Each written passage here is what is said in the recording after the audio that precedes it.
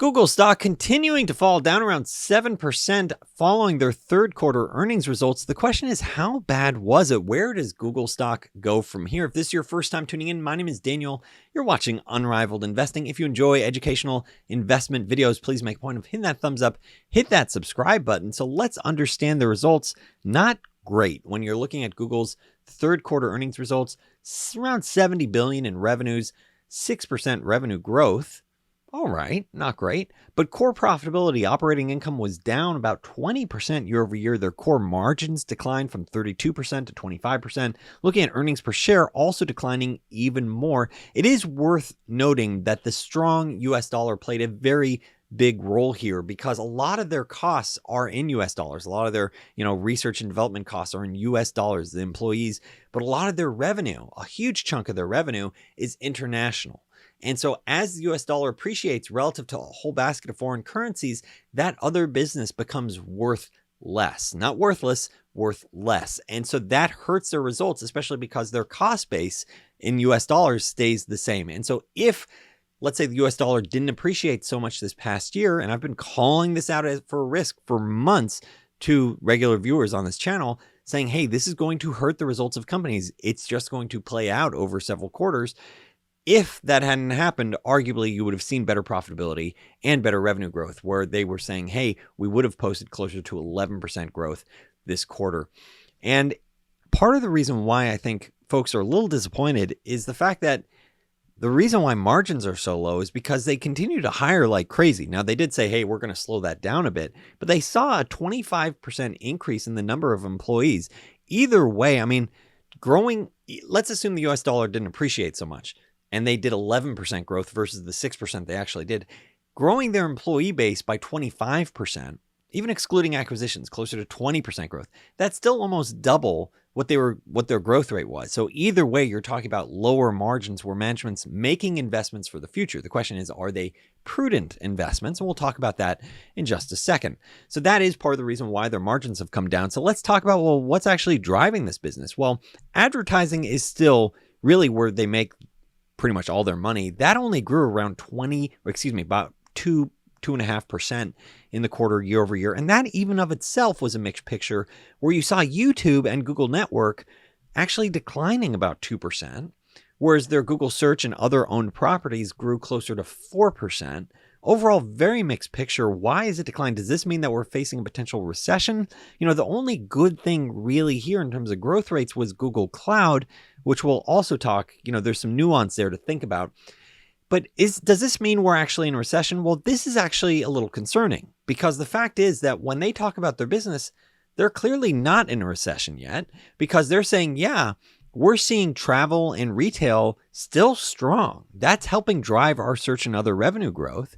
But what we did notice is a pullback in ad spend on YouTube and our network, which was primarily driven from financial services, insurance, loans, mortgages, crypto. A lot of this does make sense. As interest rates have moved up, the very first sectors that are getting squeezed, this is the start. This is the start of the economic impact of the Federal Reserve tightening. This is almost like a leading indicator of sort of seeing how it impacts the economy. Just the starting sectors, mortgage, loans, crypto. I'm completely fine, that there's less sort of fraudulent marketing going on YouTube. So fine by me. But you haven't really seen the main categories that really reflect consumer spending getting hit, like travel and retail. That's a really important nuanced data point, which suggests, hey, this week results, they don't even include what a potential recession looks like in the quarters ahead, I'd argue. Now, going back to Google Cloud, which did post 37% growth, that is one of the shining spots of their quarter, one of the fastest growing clouds out there. Well, keep in mind, this is still a hugely unprofitable business, around negative 10% margins. So yeah, it's nice that you're growing, but you're nowhere near the margins of, let's say, an Amazon AWS, which is, 25, 30% plus margins. So there's still a lot of growing up to do there. And when your other core segment, Google services is really the only thing carrying its weight, and that's declining, or that's, flat up 2%, that is a bit concerning.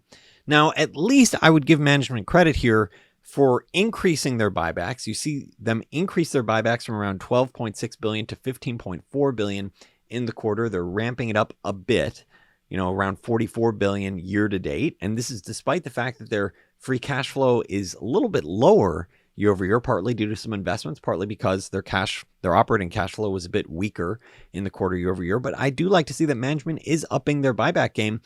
Overall, though, it's not yet moving the needle, partly because the stock, was higher where they were buying it, partly because of, options and things like that. But overall, looking at diluted share count year over year declining by about 3.3%.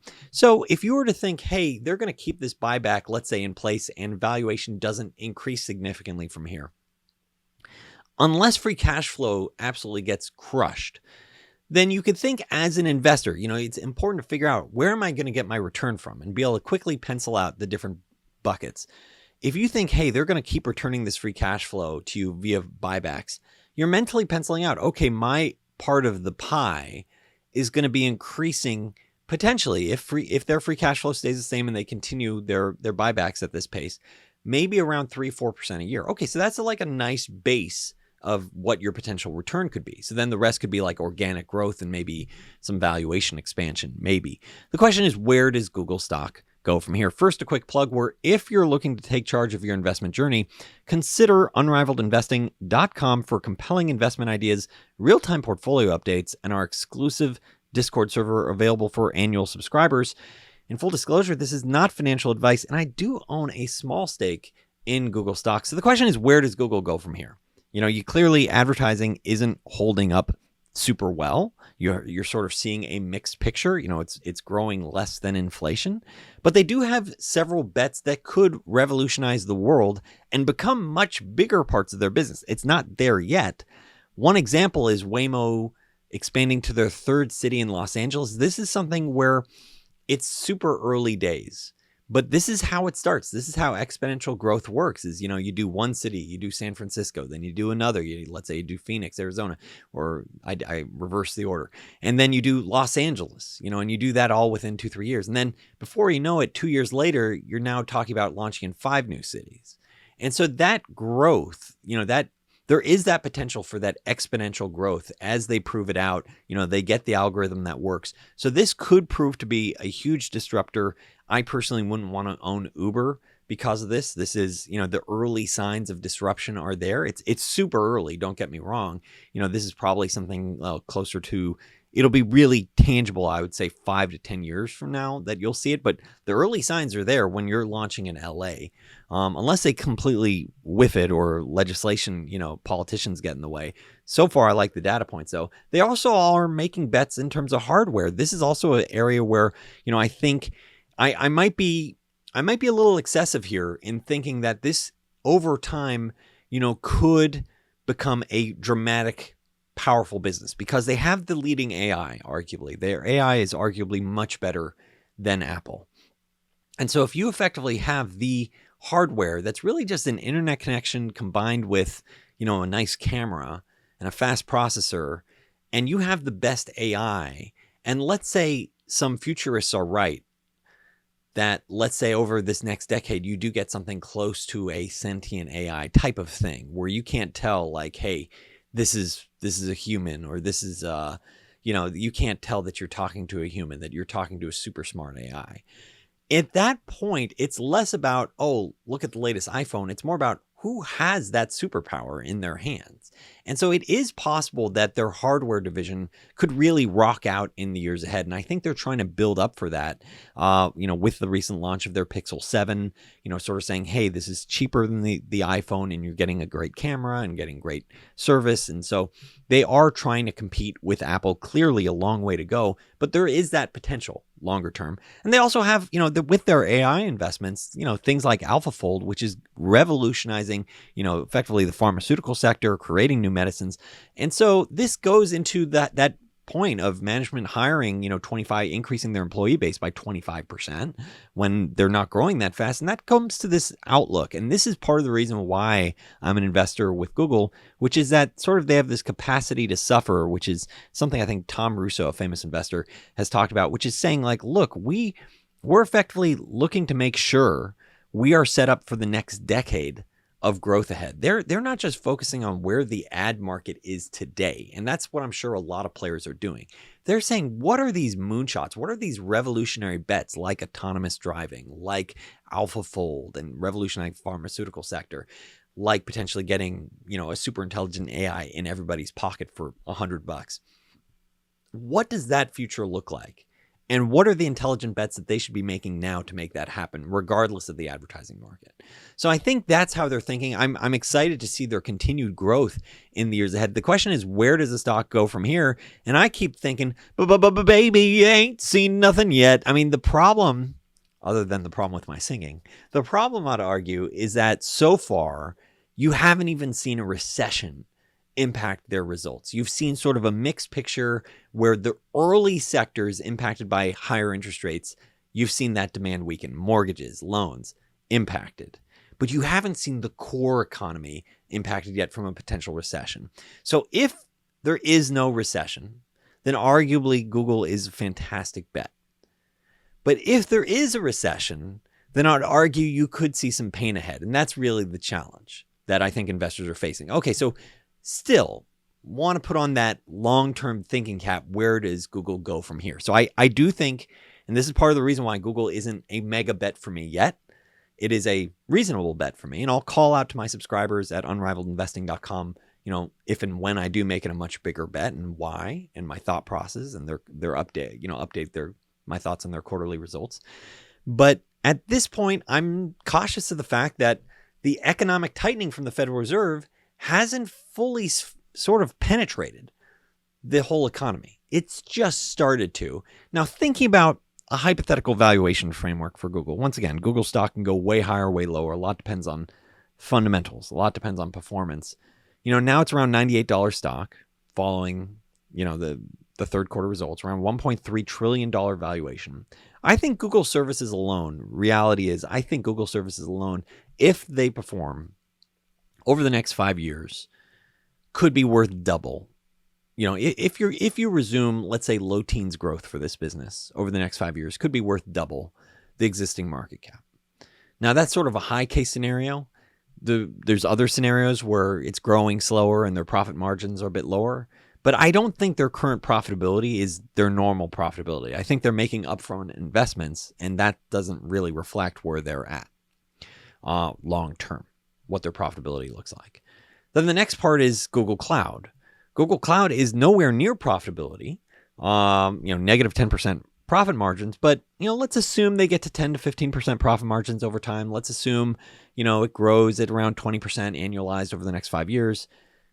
Slap on some, 20-something multiple, around 200, 300, maybe $100 billion valuation. That's not really being factored into the current market cap. The fact is you can look at Google services, sort of a low case scenario, and say, hey, you're getting everything else for free.